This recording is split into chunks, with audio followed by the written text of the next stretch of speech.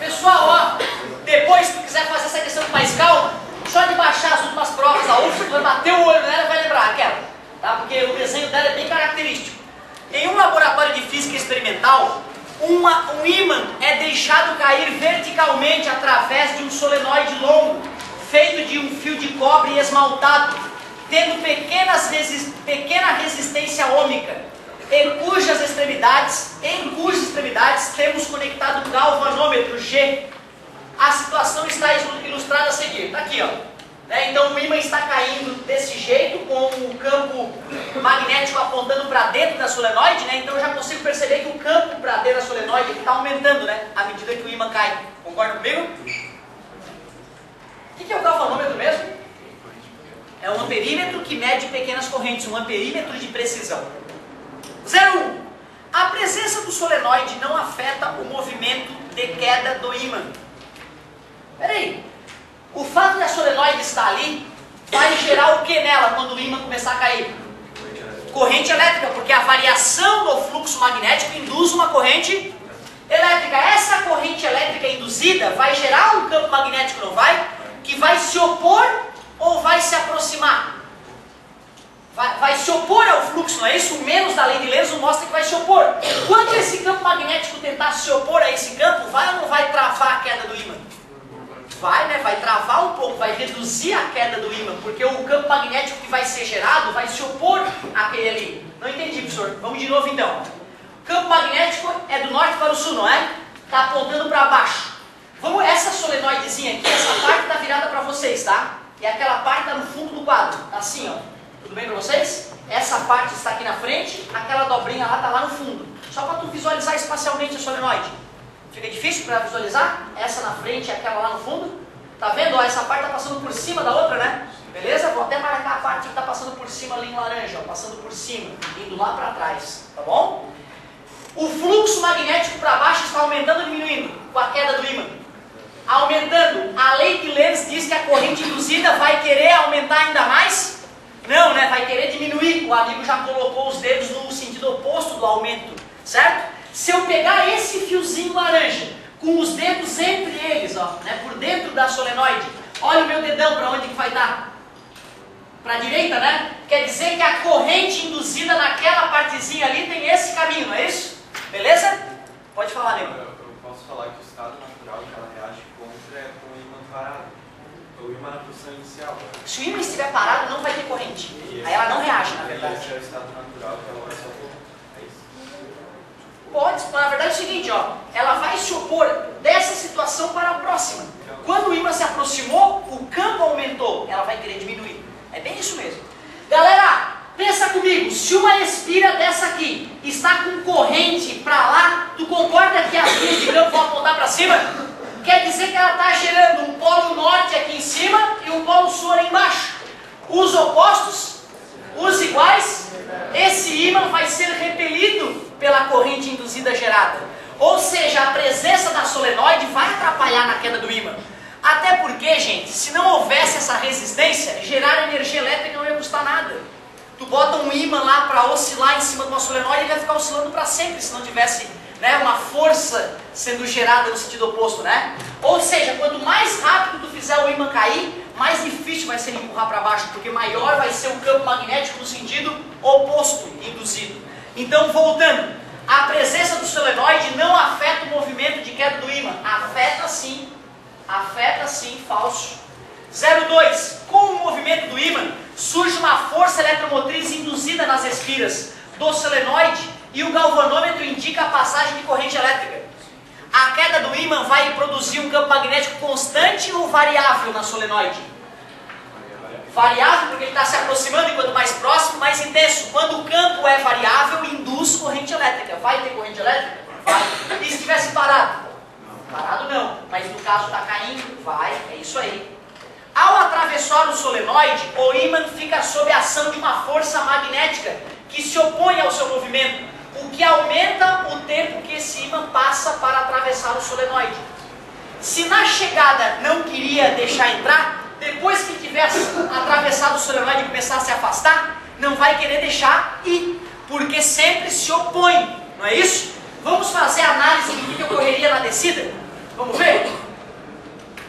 Polo sul, polo norte. Para onde que aponta o campo aqui na traseira do ímã? Para baixo, ali fez o dedinho para baixo, né? Penetrando no sul, não é isso? Então vamos ver. O campo magnético agora aponta para baixo. Quando o ímã está caindo, o que acontece com o campo magnético? Aumenta ou diminui? Diminui, porque agora ele está se afastando, não é isso? Já que o campo magnético diminuiu para baixo, eu vou querer compensar, eu vou querer aumentar. Se eu for pegar esse pedacinho de fio, a corrente vai ser naquele sentido ali, né? Concorda comigo? E se a corrente induzida vai ser nesse sentido, o campo magnético aponta para baixo. Se o campo magnético aponta para baixo, aqui vira o norte, ali vira o sul. Os opostos se atraem, o ímã vai ser atraído. Ou seja, na chegada ele vai ser forçado a não penetrar. E na saída ele vai ser forçado a ficar. Vai ou não vai aumentar o tempo que ele vai ficar dentro da espira? Porque na chegada estava forçando ele a parar, na saída está forçando ele a parar também. Vai aumentar o tempo que ele fica na espira. Ao atravessar o solenoide, o ímã fica sob a ação de uma força magnética que se opõe ao seu movimento o tempo todo. O que aumenta o tempo que esse ímã leva para atravessar o solenoide. A pura verdade. Fala, amigo. No meio do solenoide vai ter uma força. No meio da solenoide, se for pensar, essa espira está sofrendo o mesmo efeito aqui do início e a espira que ele passou está sofrendo o mesmo efeito lá de baixo, certo?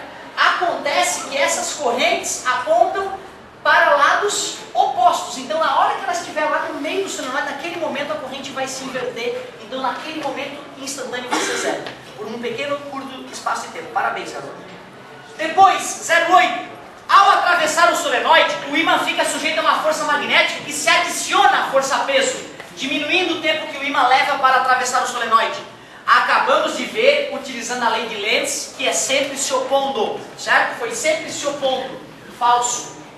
16. O sentido da corrente induzida no solenoide, enquanto o ímã está caindo na metade superior do solenoide, tem o mesmo sentido, tem sentido oposto ao da corrente induzida enquanto o ímã está caindo na metade inferior do solenoide. Certo?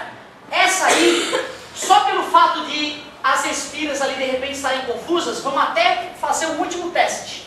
Vou pegar uma espira aqui e uma espira lá. Beleza? Certo? Vamos analisar o que estava acontecendo na chegada do ímã e vamos analisar o que estava acontecendo na saída do ímã. Na chegada do ímã, para onde apontava o campo magnético? Para baixo, porque é do norte para o sul. E com a chegada do ímã, o campo magnético estava aumentando ou diminuindo para baixo? Aumentando. Se está aumentando para baixo, eu vou querer que seja para cima o campo magnético induzido, não é isso? Pega com a mão direita, então a corrente vai ser daqui para lá, ó, considerando que essa parte está atrás, tá? E essa parte aqui na frente, beleza? Então essa vai ser a corrente. Quando eu estiver lá na parte de baixo, para onde é que aponta o campo magnético? Para baixo, em direção ao polo sul, não é isso? E já que o ímã está se afastando, esse campo está cada vez mais fraco. Eu vou querer aumentar. Aí é para baixo, não é isso? Então a corrente agora foi no sentido oposto, né? Considerando que ali é a parte de trás, aqui é a parte da frente, né? Então antes girava no sentido e agora no outro. O que ele disse? O sentido da corrente induzida no solenoide, enquanto o ímã está caindo na metade superior do solenoide, tem sentido oposto ao da corrente induzida enquanto o ímã está caindo na metade inferior do solenoide. Acabamos de confirmar, né? Acabamos de confirmar mais uma vez. Verdade? 32. O galvanômetro não indica a passagem de corrente do solenoide durante o movimento do ímã em seu interior. Cuidado! Só na hora que o número de espiras de cima e de baixo estivessem iguais para cima e para baixo é que ia anular. Mas lá no interior, uma parte do interior vai ter corrente. E um pequeno instante no meio, né, lá no centro da solenoide, é que isso não ocorreria. O galvanômetro não indica a passagem de corrente no solenoide durante o movimento do ímã em seu interior. Eu só alegaria isso bem no centro do interior, não no interior todo. Finalmente, 64. Parte da energia mecânica do ímã é convertida em calor nas espiras do solenoide por efeito Joule. Quando o ímã cai, gera corrente elétrica? Gera. Se tem corrente elétrica passando num fio, esse fio só não geraria efeito Joule se não houvesse resistência, né? Mas ele falou lá no início, o fio de cobre esmaltado tendo pequena resistência. Mas tem, não tem? Se tem resistência e tem corrente, gera efeito. Então parte dessa energia que era potencial gravitacional no início, né, se converteu em efeito Joule, energia térmica. Parte da energia mecânica do ímã é convertida em calor nas espiras do solenoide por efeito Joule. Verdade. Ficamos com 70, 86. 2002, ó, o amigo viu que é de 2002. Isso aqui o que é? As provas? É. Ó, aqui, ó, o cara tem uma pastinha com todas as provas da UFSC, cara. Porra, que organização, hein? E é de 2002, de física. Essa aqui é de física, porque ele separou por matérias. Todo mundo tem o seu, né? Galerinha, ó, usa como exemplo, cara. Faz um pra ti, dá tempo ainda. Certo? Dá tempo ainda, faz teu pai economizar 100 mil reais, cara. Olha que bonito, que orgulho pra ti e pra tua família. Muito obrigado pela paciência e pela atenção. Mais uma vez, parabéns pelo Trasgueiro. Show de bola.